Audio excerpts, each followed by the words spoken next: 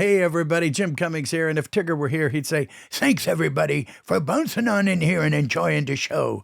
But before we go, I want you to do me a small favor. Hit like, subscribe, and give us a thumbs up if you're enjoying the show. Now, speaking of enjoying the show, enjoy the show. Darkwing Duck. When there's trouble, you call DW. That's right. That's right. Don't you forget it. You call DW. Darkwing Duck. Yeah, we do in the Disney 80s and 90s celebration and concert. We do a Disney afternoon medley that was arranged by Deke Sharon, who does all the really cool a cappella arrangements in the music industry. He's pretty incredible. Ooh. Yeah, so it's everything. It's like Chip and Dale, Rescue Rangers. It's it's all these really...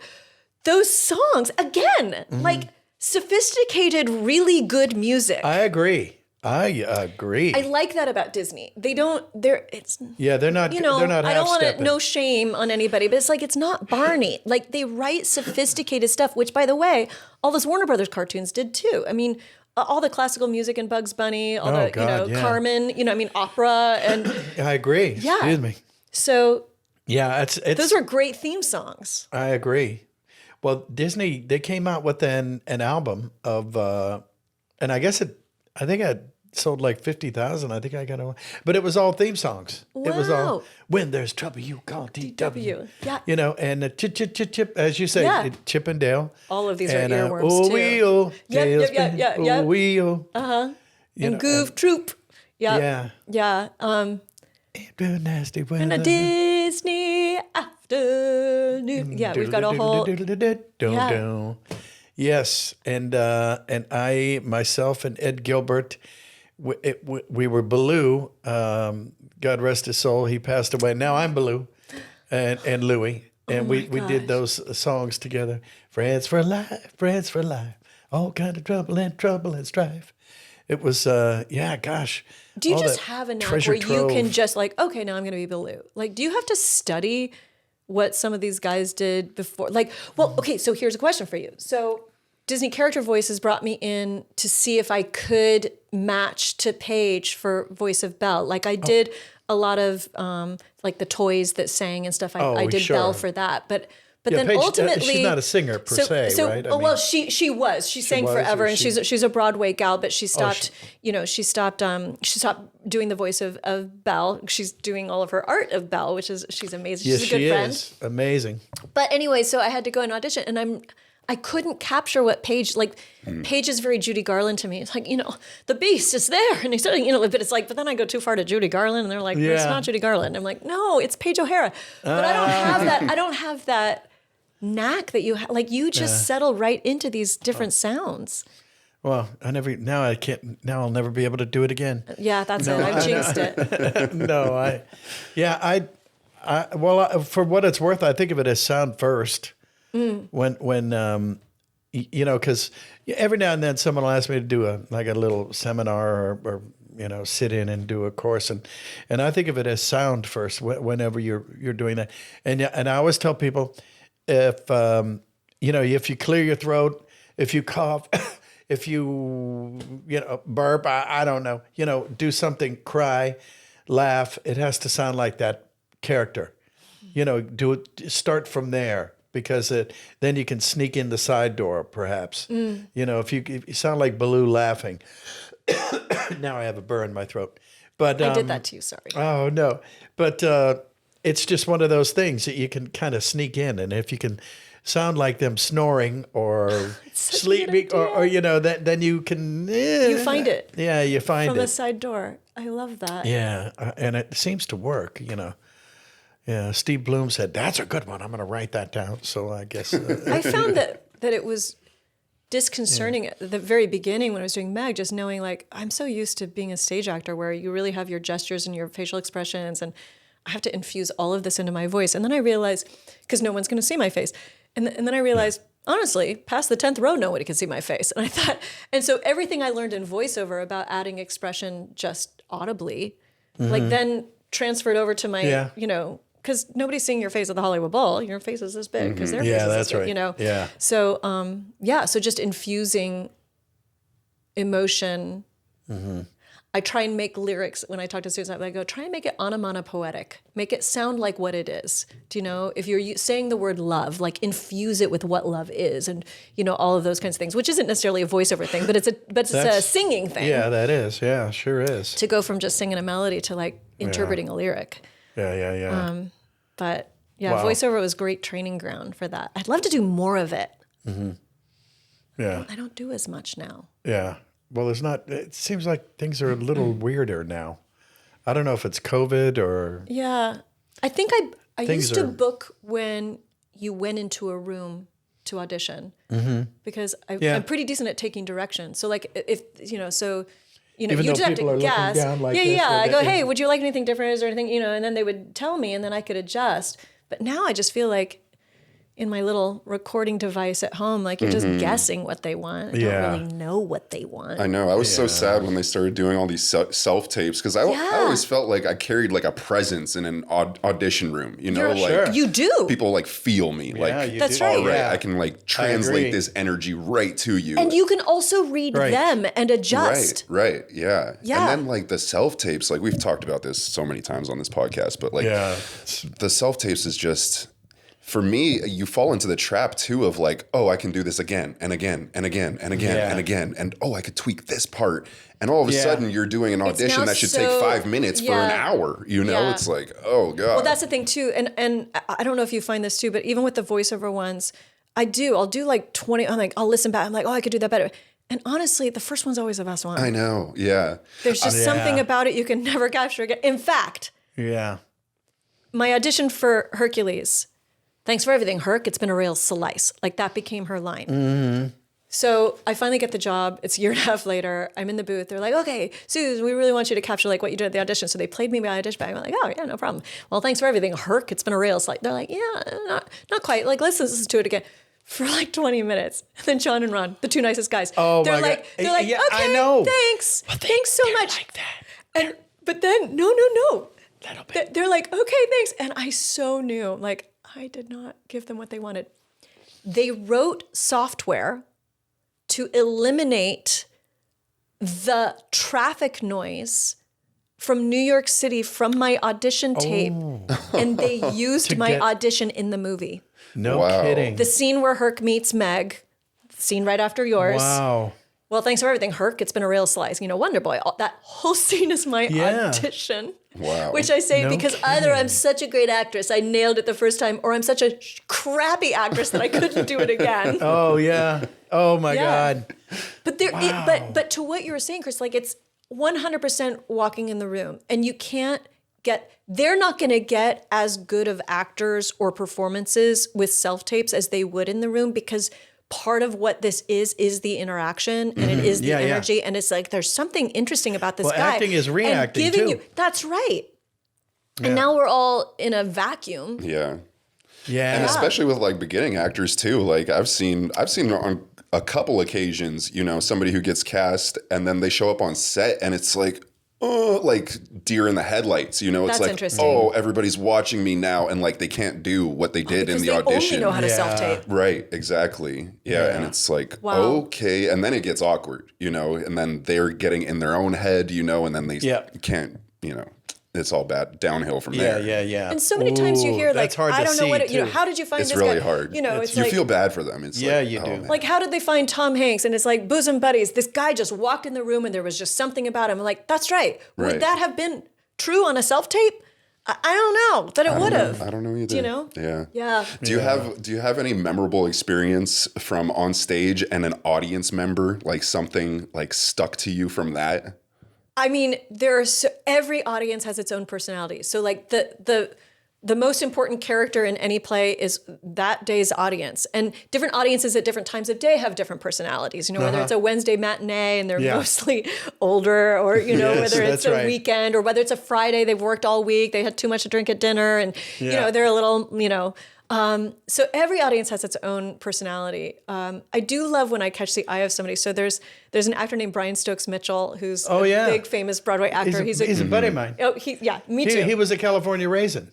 Oh my gosh. He was a California raisin. I was the lead singer and he was Stretch. Stop no, it. he was all right, yeah, he was that other guy. Well, he is a gem, and He's a great guy. Great guy, and I've gotten to work with him a lot. And he Hell and of a I, singer. like, way early days, he was doing, I don't know what he was doing, Jelly's Last Jam or something. I was doing Beauty and the Beast. We were in long running shows, and so we formed a little theater company together of just actors that were in long running shows, and we would read new scripts on Monday nights and like try and give new playwrights stuff. And for us, it was just to keep things flexed and stuff. Anyway, so I've known him forever.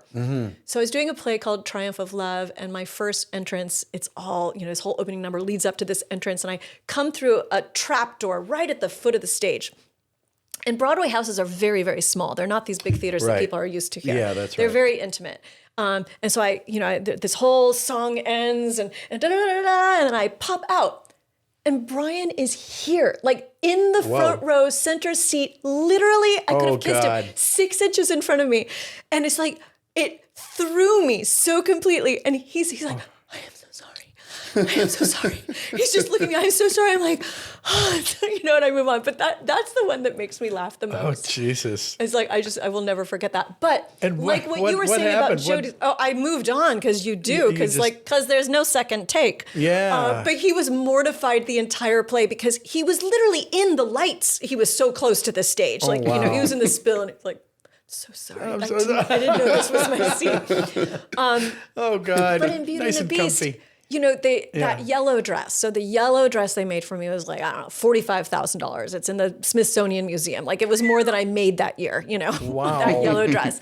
And it was spectacular. And then the way they built up the music, and I walk out in a yellow spotlight. So it's even more yellow. You're in these really curtains. yellow. I'm super yellow in this big, huge dress that every little girl wants to wear. Yeah. Like what a joy. That Anne Holdwort costume. That's true, yeah. And I just, it's show 942. And Terry's yawning in the West Wing as the Beast. Like, it's another matinee. Oh. Even though I never felt shows like that. I always went out in front of the theater before the show. Would start with my Starbucks and I would watch little girls coming in. It would make it so personal. There's no way to phone it in, right? Anyway, I come out in that yellow dress, but every little girl was in their yellow dress, from the Disney store in the audience. Yeah, that's right. And they'd slept in it, it was in tatters, but boy, they felt amazing. And on this particular day, Terry's up there with Gary Beach and Keith, Cogsworth and Lumiere, and I come out, Mrs. Potts is down here with Chip. And I come out down and this music swells and the swag's going. I'm in the yellow dress and the little girl, 10th row, just yells. Everybody's so quiet. She looks just like me.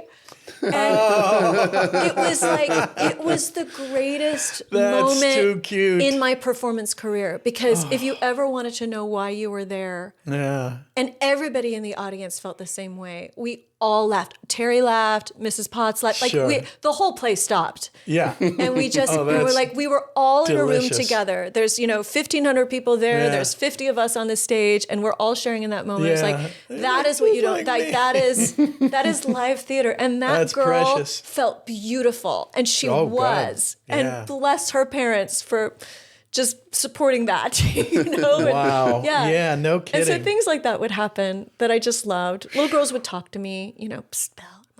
I'm like, I'm working. Yeah. Give me a second. Yeah. Yeah, it was great. Every now and then you can see a little bit, I know, a little bit of that swagger. Yeah, she used to. So I was recording Meg when I was doing Beauty and the Beast here in LA, and Alan Menken came to the show, and he's also a really nice guy. And he came back at intermission. He was really, really mad. He's like, you have to stop it. I'm like, I've never seen him mad. I'm like, that's so interesting. Why are you so mad? He's like, Meg I had been recording all day. He's like, Meg is slipping into your bell. And it's like, I keep waiting for you to jut your hip out and tell the Beast to shave. And I'm like, oh God. I go, totally. I am being so sarcastic and it's not right at all. I'm like, Meg is slipping 100%. Into your bell. Wow, there's an expression you don't hear very often. Yeah, it's not good. That's not a good bell. You don't want to have any Meg in your bell. No, you don't want any Meg in your bell. Oh, man. Snarky bell. Nobody wants that. Oh. Nobody. Oh, God, that's hysterical. Alan Menken, huh? Yeah. Yeah, I got to work with him a few times, on Pocahontas. Oh my gosh! I was singing. Such a great score. Singing Powhatan. Nice. Yeah, and so that was my baptism of fire. And I remember when he played As a river cuts its path, though the river's proud and strong. I remember I almost cried. It was so good. It was so, I said, this isn't, and this is going to be in a movie, huh? Yeah. Cartoon. That's what music can do. You know, this is a hymn. It's a hymn. It is. It's not a song. It's a hymn. There's something, by the way, you know. when Alan and Stephen Schwartz Oh, work together. I mean, there's nobody is Howard Ashman. Like, we all miss Howard Ashman for sure. yeah. But there is a friendship between Alan and Stephen that is so powerful. And I feel like Pocahontas and Hunchback are two of the greatest scores. Hunchback's an opera. I mean, it's really like, oh God, it is. Look at the opening. Intense. Yeah. Yeah. That and there's was something. crazy. I once asked Stephen, I go, what's a blue corn moon? He's like, I have no idea. I just thought it sounded good. I'm like, a blue corn moon. Oh my God. Water. Like, these lyrics are phenomenal. I know, and of course, I work with both of them, Stephen and Alan, and we're doing this, and I've told this, I don't think I've told it on a podcast, but you just kind of jogged it up in my memory. They were still writing it. Savages, barely even human, savages, killers at the core. And I was Powhatan and Kekata. I sang for both of them, both of the Native Americans. So I really liked that when they sold those albums. Anyway, he said knowingly. One. No, but it's I said. How we were talking about doing it, and he goes, well, it's going to be better to. Anyway, it's going to be sandwiches. Send out Phyllis Newman. Sandwiches. I'll have tuna albacore. And I said, what are you doing? He goes, well, I haven't got the words yet. So we're just filling in, and we're going, sandwiches. I would like a tuna, a tuna albacore. Oh my and gosh! I still want my ham on rye. It's sandwiches, and I go. So this is how you win Academy Awards, correct. huh? This is where Oscars come from. That's exactly Singing right. Sandwiches. Sometimes you don't want to know how the sausage is made. Yeah, we did not want to know how the sausage is made. Yeah, but and that him and the Sherman Brothers, I've been blessed to work with those guys. Yeah. Yeah. And it was fun. It was interesting with Beauty because Howard had already passed away, and it was and the play's an hour longer than the movie. We've got an act 2, so it's like it goes from 90 minutes to 2.5 hours. And, the movie had to be 90. Yeah, of course. Yeah. And so there's all this music that was like in Howard's trunk that hadn't been put in the movie. And so just bringing some of that back in, or then like the new songs that Alan would write with Tim Rice. Tim was notoriously late with his lyrics. So we always had these dummy lyrics to rehearse with that weren't, it wasn't as good as Sandwiches, Bring on Phyllis Newman. It wasn't that good. It wasn't that good. But Alan had these lyrics that were pretty great. And I'm like, Alan, why don't you just write your own lyrics? Like, his lyrics were fantastic, like his own lyrics. But he's like, I like to collaborate. I go, I get that. That makes sense. You want to bounce things off of people. Yeah, that's true. Yeah. I could see that. And You played the lead in Thoroughly Modern Millie for some time. I did. How long did that go for? Everything today. That went on, I don't know, 6 months, I guess. I did that. That's a great play. I love which that sounds play. like a long time, but it's like for a Broadway actor, it's like, it's a short gig, That was really, really fun. Mm-hmm. So something cool about that one was I was doing cabaret. I was playing Sally Bowles, and I literally closed cabaret on Sunday, and I started Millie on Monday. And they have the same haircut. That's about it. It was like totally different characters. But the cool thing was, so I'm Irish, and so obviously my grandfather had a pub, like because we're drinkers, and so it was up in Carmel. He had a pub called Whitney's, and my grandmother would play piano at the pub, and he'd be behind the bar, and they became really good friends with these two people who would come up lots of weekends and just hang out in Carmel to golf, and they would hang at this pub, and it was Frank Sinatra and Jimmy Van Heusen. So Jimmy was a songwriter, and they became really, really good friends. In fact, they've got all this Frank mobility. In fact, my dad, got my mom to go out on a date with him because Frank got them tickets to his Vegas show and got to go backstage and meet like Uncle Frank. All Oh that my stuff. gosh. But anyway, Jimmy Van Heusen, who was just, drunk at my grandfather's bar a lot, wrote you the go. music to Thoroughly Modern Millie, like probably on a cocktail napkin in that bar. Wow. And so to get to, 60 years later, be on a stage and sing his music and just my knowing like, gosh. there's this little connection there was pretty Boy, cool. no kidding. Yeah, pretty cool. That is really cool. Millie's a lot of fun because it's a Valentine to New York City. It's all dancing. It's all candy colored. Like it's all feel good. It was really fun. Thoroughly Modern Millie. She is thoroughly modern, don't you know? Thoroughly Modern. Yeah. My gosh. And that was how many years ago? That was a while ago. That's 20 years ago now. 20 years? Yeah. Like that. Goes like that. Yeah. 2004. Isn't that crazy? 2004 Yeah. does not seem 20 years ago, does it? No. Well, it's 21. That's why. I know. It's That's- math. I can only count to 8. yeah. Singer. yeah. Yeah. So Well, I can only count to 21 if I'm naked. there you are. But I'm What? So okay. Don't think about it. Don't think about it. Don't think about it. Okay, just right into the gutter. so good. Time for a voice swap? Did you ever Good night, do everybody. any? Did you ever do any of the Miyazaki movies? Yes, What did you do? The Miyazaki. I did. Oh no, wait, no, I didn't. I It's hard. almost was. When you've done so Spirited many things. Away. Oh, Spirited Away. I did Spirited Away. Away, yeah, Yeah. but that was you, not me. Sorry. No. That's listen. I've only done 5 things in my voiceover career. You've done a bajillion things that I don't even know how you remember them all. I don't. And also, can we talk Obviously. about the checks that come that are less than the stamp it took to send them? Yes, just for the Can we record. just- I why? volunteered and they wouldn't listen to me. I told Barry Donate back it. when he yes, I said if you and I said we could make it. How about $1? Let that Right. be the cutoff. If there's something for $5, send it. Sure, I'll take it. What the hell? The woman at my bank loves me because she's like, I go, it's literally 1 penny. It's literally one Yes. penny Yeah. that I'm bringing in.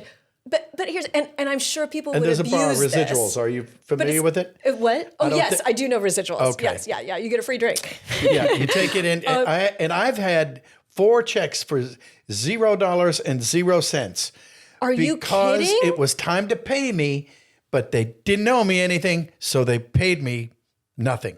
And I'm sitting here thinking, like, okay, our health insurance is Horrible. bankrupt and stuff. Like, if everybody just donated their $100 checks, Yeah. we would pay for everything. And they 'Cause wouldn't do it'll it. culminate. Now, people would abuse that and divide up your payments to make them all under $1. But Well, that I could do be, yeah. laugh. Like my kid, every time a SAG check comes, I'm like, okay, guys, Yeah. what is it going to be? Like, because you never know, it might be a really good one. Could be. Usually not, but okay. Yeah, but usually not. But some of these things are, Yeah, well, mine are just like 4 direct cents. deposit. So funny. I just like getting the paper now. It makes me laugh. But yeah, I should do direct deposit. Yeah. because I heard you get residuals for a movie that you weren't even in. that's correct. I do. Yes. And in fact, I just got a fan letter for somebody who's like, can't I beat loved that. you in Galaxy Quest. And I go, you Thank don't you. even know. Yeah. So thank you. Well, you could have been some under. sure. Face So or, I was you know. supposed to. Yeah. Right. So maybe. But then he loved me But in then it. something. Yeah. Did yeah, you? well, That's the thing. Did you? And Okay. what was my favorite So line? yeah, correct. So I was supposed to be like the lead alien girl. There's only one girl alien because all movies, like they're all guys, one girl. And I got cast in it, and then Sigourney Weaver was the other lead, and they realized very quickly we couldn't be in a 2-shot. Like I'm 5'3" with shoes on. She's 6 feet. I'm a size nothing because I'm tiny, and it's like, and she's just like, and so they replaced me with my friend Missy, who's fantastic, who's 6 feet and hilarious, and she was great, and they run God. a lot of 2-shots, and it was great. But when they recast me, they also changed the name of the character from Teak to something else. So I'm still listed in the credits as Teak, even though I never shot a single day. And I get residuals. Wow. That's so funny to me. There you go. Good homework. Maybe she's related to Tilk. You never know. I'm like, never shot. Never. I would have loved to. Oh my gosh, I think that movie's hilarious. Yeah, I do too. Yeah, it was really interesting, and I love the way it ends at a Comic-Con. Oh my gosh, I know. Okay, so I have a treatment of a script that will never see the day of light because you can't possibly do it. But it's called. It's called the con, right? You know, and it's just about just everything comes together at a Comic-Con where you've got like your A-listers. Like I remember being there and like Jason Momoa walks in. I'm like, oh my God, oh, here we go. Jason Momoa, you know? And then also it's like us who are like, you know, nobody really knows who I am. And then it's like all the people who used to be famous who are now like coming back a little bit. It's like, you know, like 90210. That gets a little you know? sad. Yeah. So it gets you a little. It's a little sad. And then they're excited to sort of be the center of attention again, but then also like you'll see them like clamoring with the A-listers. I'm like, oh, don't work so hard, you know. Meanwhile, everything's in cash. I'm like, there has to be a money laundering situation here. Like there has to be something here. And then meanwhile, so I had this whole idea where like even like, but it would mean everybody had to be in the movie. Like it has to be Robert Downey Jr. It has to be Tori Spelling. Like who's going to get that? Yeah. Maybe Jon Favreau could like call in all of those favors, but I don't even know how you would get all these brands and like Disney to agree with Sony to agree with, you know, like. You just have to blackmail them all. Just all of them. We'll get Diddy on it. So we'll just get them all in this movie because I just thought it would be so funny if it's just a con is actually happening at the con while everything's going on and Be a real con job. yeah, Hey. it would. But then like also like Taylor Swift is there competing in the Taylor Swift lookalike and she comes like in fourth and so she's just wandering around with her popcorn and nobody pays attention. So it's like the only time she can be normal I like that. because nobody thinks that. it's actually Taylor Swift. They just think she's cosplaying and like, but just at the end of the movie, she sees Beyonce across the room and it's like, they just, you know, nod to each other like, yeah, it's the only day we get to be normal. Oh, that's funny. You know? Yeah. Wouldn't that be that's fun? good. I think cons are the most bizarre place. Yeah, I agree. And then the whole idea of the screenplay was that, you know, all the celebrity people, the people on our side are the doofuses. And it's actually when the con actually happens and like the crime is about to take place, it's the fans that are the smart ones that save the day because they are the smart ones. I've always said like how you said how everything's cash and like the people have their cash bags like just right there. It's like they're how has nobody been like, you know what? We're gonna get like 10 people together. We're gonna all dress as stormtroopers and we're gonna rob these people. You heard it here first. You just run into a crowd and then it's like find the stormtrooper. And it's like it's like you don't know who anybody is because they're dressed as Voldemort. You know, like I don't know. There were 8 Batmen here. Correct, there are. It's like, and then imagine the trial of like trying to explain this to anybody who hasn't been there. Yeah. For some reason, I'm picturing them still in costume at the trial. I mean, I love it. It's so funny. Yeah. And then I just wanted like it's just Daniel waiting to happen. Radcliffe to be outside and nobody believes it's Daniel Radcliffe, so he never actually gets inside. They're like, you're not even a good Harry Potter. Like, you don't even look like him. You know, it's like literally Daniel Radcliffe. That'd be good. There is a weird world. That'd be good. I go to these cons with Tate usually, Tate Donovan, who is Hercules, because we just find like we do better if we're together, perfect. right? Why not? And we just sit there and we're like, this is the weirdest place. But not because of the fans we love. Oh, yeah. But like the weird hierarchy of just like, it's like an African savannah. And we're all at the watering hole, but we're all God. We're all at the watering hole. Is Ben Affleck going to eat me? Right. Oh, God. One of the weirdest things I experienced, like we started this podcast on the road. We actually talked about it in Tampa Bay. Yeah. Last year, 2 years ago. Yeah. But anyway. Oh my gosh, time. Anyway, one of the weirdest things is like the green room like clickiness. It's like that's what I'm talking high about. School. It's It is. It's like, and then you'll have like the A-listers and the voiceover people and like, those people worked on a show together, and then you have Shatner in the corner always alone on his phone. Oh my God, Shatner. But he is always there. Always there. It's and great. Always very to himself. Yeah. Yes. It's so wild. Yeah. I remember like Tom Holland was there and my daughters are just huge fans and I wanted to say hi and he's just like, it was not having it, which I don't blame him. Like I know he's a really nice guy, but I think you're just glommed onto and it's such a weird vibe.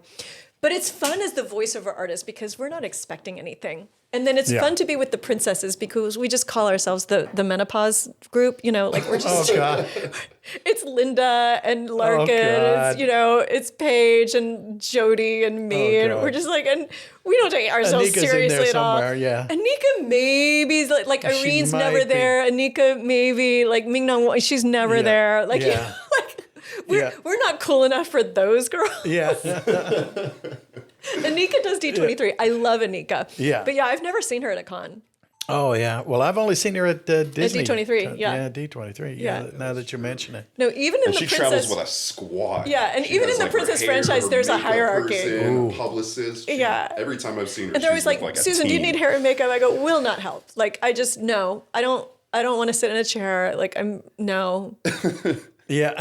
I'm the antithesis of that. But but I don't, but they're great. We had a fun princess panel a couple years ago. Yeah. D23. We had a good time. Yeah, I agree.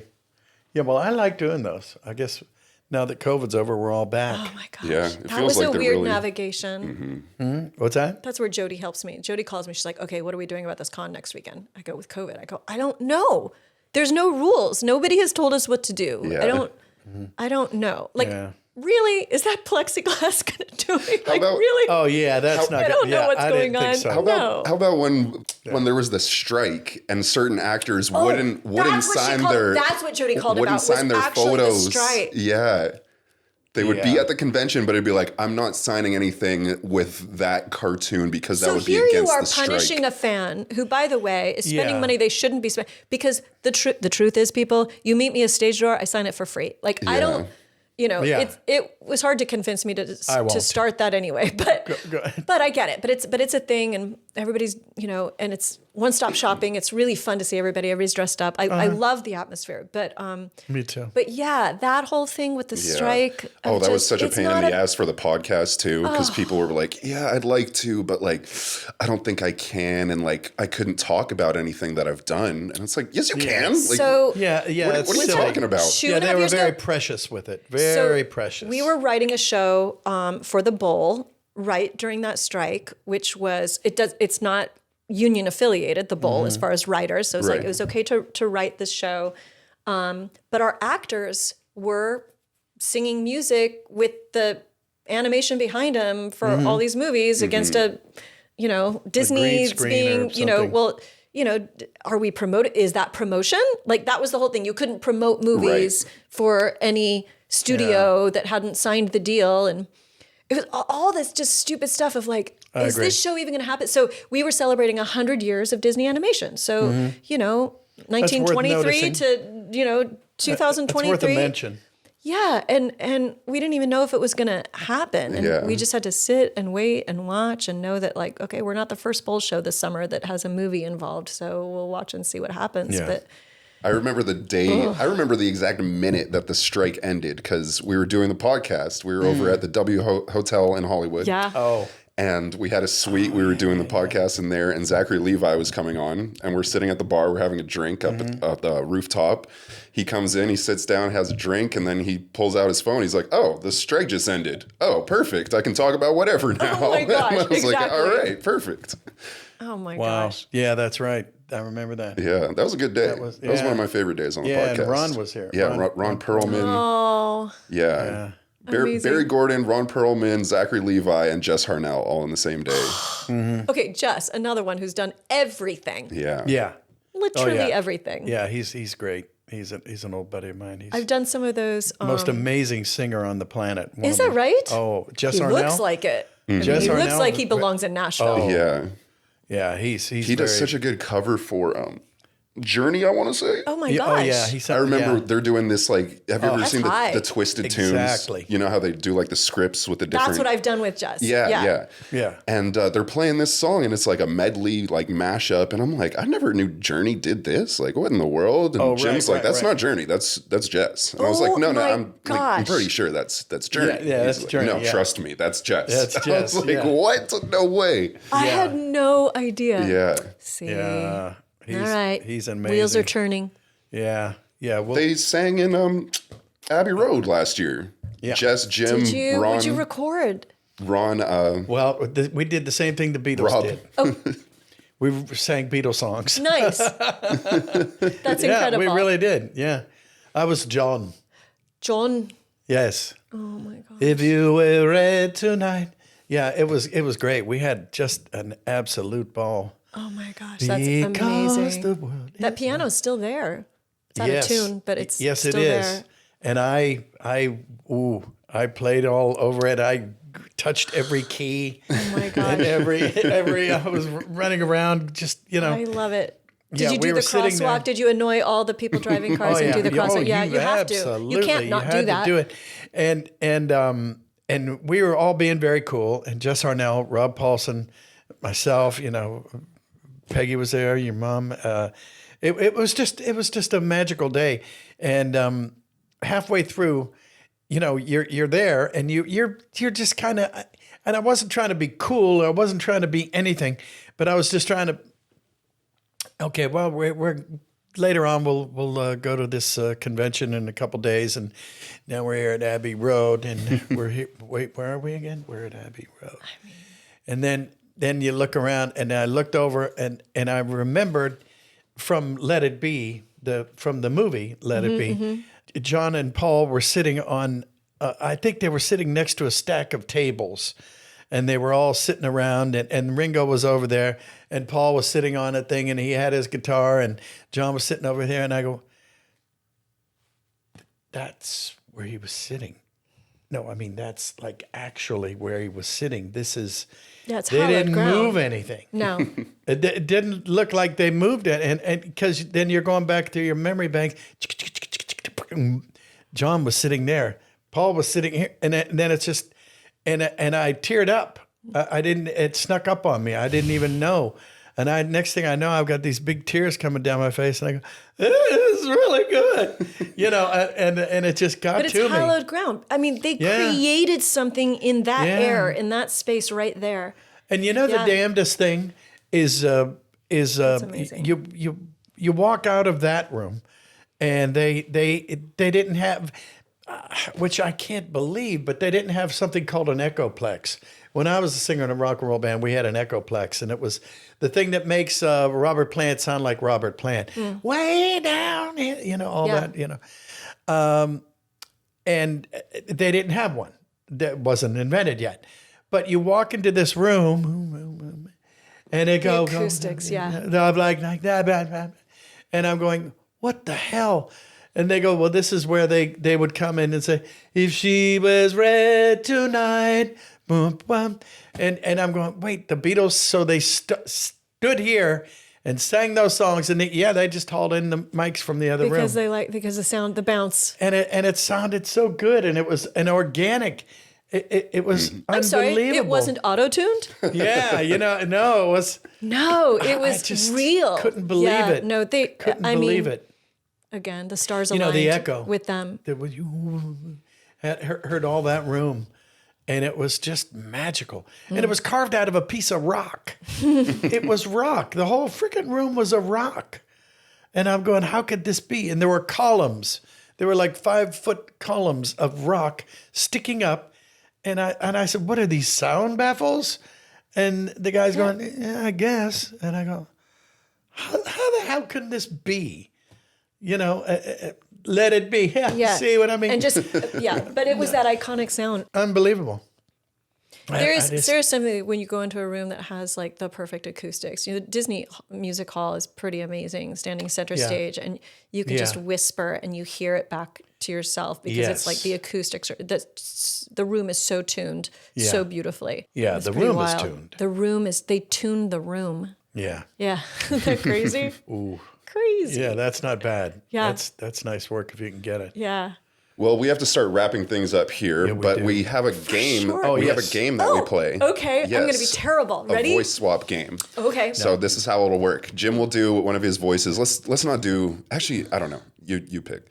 But say like Winnie the Pooh will say one of his lines, and then you'll say that same line but as Meg. Okay. And then we'll do vice versa with another one of your characters. I don't have many, but I can do a little Belle or let's something, cover and 'em. this will be a very short game.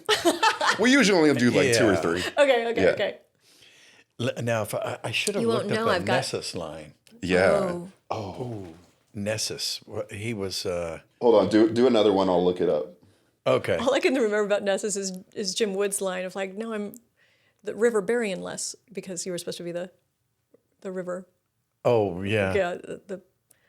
And then I was a Titan too. You were one of the Titans? I was one You're of the walking Titans. the wrong way. Yeah. Yeah, I want but to it be. was- I want them to do a live action, which I don't think they're going to do now. But if they did a live action, I wanted to be a cameo as one of the fates. I wanted to be the one that's like, what happened to these scissors? Like, I just want to be that girl. Yeah. Just her. Just, what happened to these scissors? Hey, that's Phil's boy. Hey, that's Phil's. Like, that could be you. That could you could be- literally play your own character. I know. That's amazing. Yeah. Well, let's just do the reverse. So we'll do Nessus next, and then we'll use you as the feeder line. Okay. Yeah. Okay. Well, here, let's see. Well, that. How about my other guy? I'm trying to think of other characters I've done. That does it. I'm moving to Sparta. I was that guy. He was pissed off about something happening. You just have so much fun. And It was like the LA fires. They were joking, which you can't joke about now, but it like was an old codger that guy was. Yeah. he was great. Oh, that does it. I'm moving to Sparta. Okay, that's gonna be my line. Do they just die when they do? I'm not playing the game very well, am I? You know. So Meg has to say that line. Okay, yeah. Okay. So here, I'll okay. This is the official. All right, the official take. That does it. I'm moving to Sparta. Well, that does it. I'm moving to Sparta. No, Sparta. Marta. Oh, yeah, okay, that's perfect. Okay, thank you. That's it. I'm moving to Marta. It was perfect. It was like All you were right, in the all right. room. Okay, so I'm going to stick with Meg because I want to see what one of your characters would say to, I'm a big tough girl. I tie my own sandals and everything. I'm a big tough girl. I tie my own sandals and everything. You got something I can tie up for you? Restraining order. Good night, everybody. Why did that really reminded me of like Woody Harrelson for some reason? Oh, Woody Harrelson. Woody Harrelson. Okay, take that, Woody. Yeah. I don't know why. Take that for not being on our podcast. We're coming for yes. you. I think it was the head tilt. I think it was the head tilt. Yeah. The stoned. Yeah. I love it. That's fun. Thank you. How about Rose Quartz? Well, okay. I mean, like, you guys don't know Rose necessarily. She's not as, she's more like, okay, if I feed you something, Stephen, you're going to be something extraordinary. You're going to be a human being. How about Darkwing? Stephen, you're going to be something really extraordinary. You're going to be a human being. Sort of. Anyway, sort of, kind of. No, it's so good. Rose doesn't have a lot of funny lines. I like the funny ones. Yeah. All right, how about this? Okay. Are you ready? I think. Okay. Oh, isn't this amazing? It's my favorite part because you'll see. Oh, isn't this amazing? It's my favorite part because you'll see. So With the nice. little Taz, It's little- good. It's a good little fart sound at the end. Yeah, thank Yeah, you. I really like Your it. voice is amazing. You're sweet. Unbelievable. You just launched into that. Yeah. I can launch into those I mean, things. that's not- That's Can my you sing bread something and else? butter. Can you sing something else for us? At least out loud, I won't say I'm in love. Sha-la-la-la-la-la. Ooh. Wow. Yeah. That gave me the chills. You're so too. talented. No.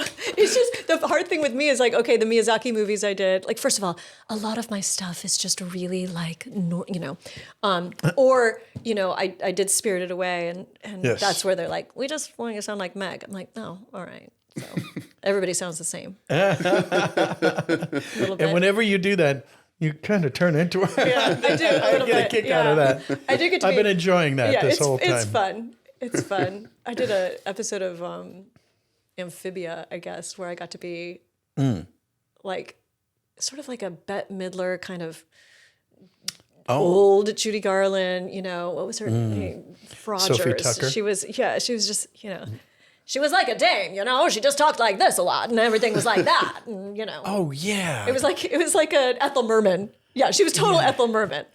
Yeah, but there was, oh gosh. I love that stuff. That whole style, I just think I was born. Yeah. Yeah, I should have been born in the 30s and 40s. Yeah. Yeah, Well, I would have loved it. Back when the universe meant something. Yes. Back when we wore gloves and really cute outfits all the time. Yes. Well, there was a little Judy Garland in there. There was a little. Judy's my go-to. Like I used to Barbara just entertain. Stanwyck. Yeah. A little bit, right? Yeah, I used to entertain our conductor when I was doing Birdie. You know, on show 912. You know, I would just start doing the whole show as Judy Garland. Like, Hugo, I can't believe you're here. Like, you know, Mama. Or you add a lateral lisp and then you've got Liza. Like, it's just a wonderful idea.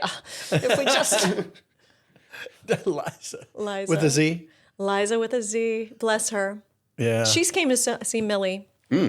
And then she yelled at me backstage. She's like, you're singing that song, and you got that red dress on. It's a great song, but you're slouching, and I just want you to put your shoulders back. I'm a terrible sloucher. She said, put your shoulders back and sing it. I'm like, oh my God, Liza Millie's giving me notes. Carve that into stone. Correct, yeah. Oh, man. She's right. I just That's thought, good stuff. I bet her mom told her to stand up straight. Yeah. I'm 1 degree away. You weren't the only you. one. Missy, come on, posture. Oh my gosh. Well, I had nuns, so I know all about Oh, yeah. that. Sorry. Yeah. Yeah. I feel you.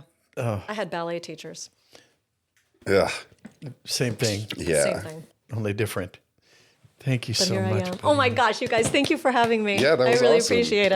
Thank you. Talking too much. Really Thank appreciate you. it. It's a And thank you beautiful guys thing. all for watching. We really appreciate you guys as well. If you like this content, be sure to like and subscribe. Did you know that on YouTube, you can actually watch a video and it's never recommended to you ever again? There's just too much content. So if you don't want to miss another episode, be sure to like and subscribe. And if you want to see more stuff, including like a little pre-show, you can go over to Patreon and see a whole bunch of bonus content over there that's very exclusive just to Patreon members. We love all you guys, don't we? That's Jim? right. Amen. Yes. We'll plant you now and dig you later.